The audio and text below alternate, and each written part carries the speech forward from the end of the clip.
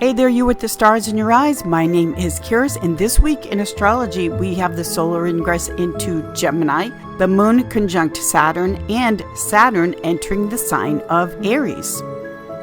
Starcasting to you from the City of Angels. Hello, welcome. Thank you so much for being here and listening to the Voice of Astrology podcast. This is your astrology cosmic superpower for the week beginning Sunday, May 18th through Saturday, May 24th, 2025.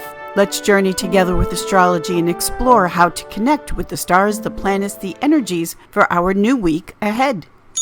Sunday, May 18th, start something new with what you have already been working on. We have the Sun in Taurus getting ready to close out Taurus season. And when the Sun in Taurus comes to the ending degrees of Taurus, this brings in the third division of the sign of Taurus, which has a Capricorn influence. So with Taurus season, you've been hanging in there, doing the work, being patient, fixed Earth Taurus, having the endurance and the persistence. But now as we are closing out our Taurus season, and we have this third decadent Cardinal Earth Capricorn influence, this is Cardinal Earth Capricorn saying, get something new started with whatever you've already been working on. Try something new and different. These are two earth signs, Taurus, Capricorn. Capricorn is ambitious. It's going to the top of the mountain and achieving success no matter what.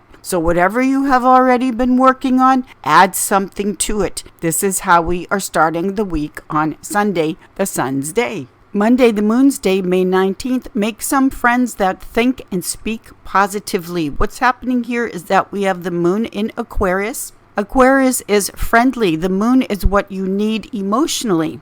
The Moon in Aquarius is not only the need for friends, but it's the need to have friends, associates that think and speak very positively about the future. The sign of Aquarius rules over electricity. The mind is very electric and alive. The need for friends, even if it's just one or two, that you make the agreement. We're going to think positively, say positive things that help to move us into the future, not keep us stuck in the past, where the air element gets stale and heavy and blocked. The element of air needs to move all the time. It's very light and free. Also, with the Moon in Aquarius, you need to have friends that do not gossip and stab people in the back. Aquarius is tolerant, brotherhood, sisterhood. They love everybody. They don't judge. They don't care who you are or where you're from. Aquarius is the sign of power to the people, all people. Tuesday, Mars's Day, May 20th,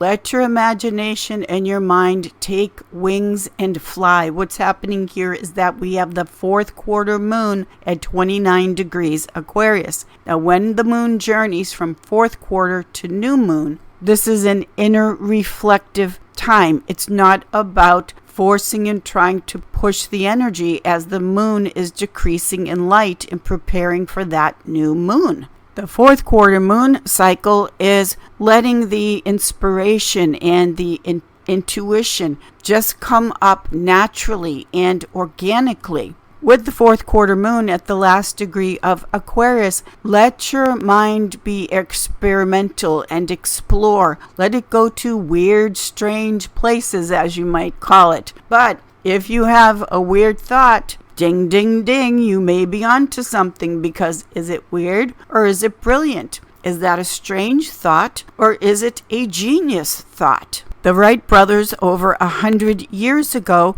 that perfected airplanes and air travel. Now imagine it's 100 years back, it's 1903, and the Wright brothers that barely had a high school education said, hey, I think we'll make a flying machine that flies through the air. We were barely just getting out of horse and buggy and driving cars. So with this fourth quarter Aquarius moon, whatever, again, avant-garde, whatever thoughts you may be happening, let your 29 degrees fourth quarter moon, let your Aquarius imagination go wherever it wants to go. And who knows where and what it will lead to. You'll never know until you try. Wednesday, May 21st, Mercury's Day, we now do have the Sun in mutable air Gemini. Always know that you have choices and options. You're never backed into a corner where you don't have freedom of choice. The solar ingress into the sign of Gemini.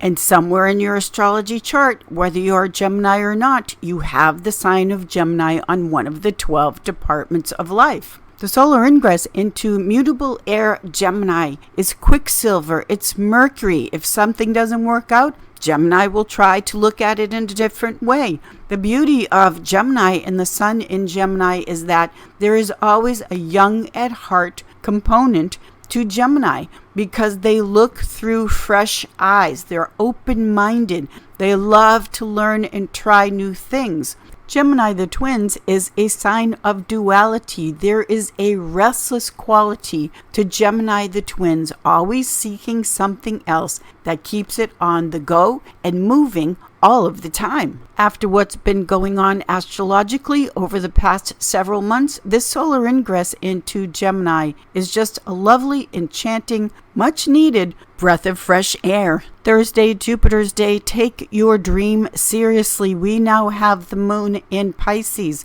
The moon in mutable water Pisces is making a conjunction to Saturn in Pisces. Saturn is serious about everything.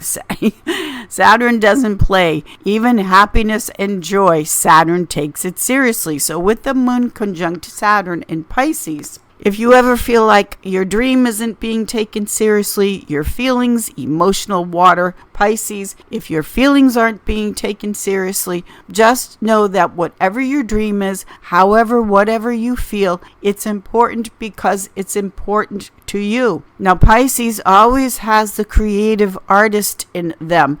All of that water that just keeps moving, meaning all of the emotions that keep shifting and changing, very much needs a creative outlet. So whatever your dream is, the Saturn in Pisces, take it very seriously. Also, the Saturn in Pisces, Saturn is saying, yes, take the dream and your feeling seriously, but are you also putting down a very firm support foundation, the floor work, let's say, the launching pad for what your dream is. So the Saturn does the work, we learn the lesson, but put down the foundation and take your feelings and your dream, your vision for the future very seriously, even if there are times when you feel like, well, no one understands this yet. Take your dream seriously with Moon conjunct Saturn in Pisces. Friday, Venus's day, May 23rd. Take your time with a relationship. Let it just grow and bloom naturally, organically. Today we have the moon in fiery, impatient Aries, and the moon in Aries makes a conjunction to Venus in Aries, its detrimental placement. The moon in Aries then makes a sextile aspect of opportunity to Jupiter and Gemini, also its detrimental placement. Venus and Jupiter are the greater and lesser benefics. They're the two goodies of the zodiac that want to bring you beautiful, happy things. The moon in cardinal fire Aries is the boss, the leader, and anxious to get something started right now, sooner if possible. Venus and Jupiter aren't strongly placed in these signs of the zodiac. They are not feeling secure enough yet. So just take your time. The moon in Aries is so romantic. All the little things that can mean so much when we are trying to grow and let a relationship blossom and bloom. If it's meant to be, it will be. And it could be. Just we need to give it some time. Saturday, Saturn's day, May 24th, we have Saturn, the planet Saturn, moving into the sign of Aries, its fall placement. Saturn takes about 29 years-ish to go through all the signs of the zodiac. Saturn will be in cardinal fire Aries for the next 2.5 years. Saturn, the great teacher, always teaches the lesson of Saturn in Aries to stop being responsible for people and things that are not your responsibility. Aries is the newborn baby, and Saturn is saying to the newborn baby with this cycle, it's time to mature, it's time to grow up and take the things that we are responsible for, to take them responsibly. Saturn, the greater malefic, also separates things. So this 2.5-year process of separating from what is yours to take responsibility for and to separate from things and situations, people, that it's now time for them to learn the lesson, including us. This is for everybody, this Saturn in Aries. The things and people that you are separating from, this is part of the Saturnian lesson, where it is way past the point, perhaps, where someone that is in a stage of life that they really do need to do the work and take responsibility to grow up. The planet Saturn is not only time in astrology, it is the right timing, and also how precious and valuable time and the right timing can be. In the natural rhythms and cycles of life, a person is not considered to be an adult until they go through their first Saturn return around 28 years of age. But if you're still taking responsibility for someone that is 40 or 50, it is long past the appropriate time when that person should be taking responsibility for themselves. It's one thing to do it for a child, someone that can't and doesn't have the resources yet to be responsible for themselves. But this Saturn in Aries cycle is highlighting for all of us where in our own life, irrespective of the age, do we need to take responsibility for certain things.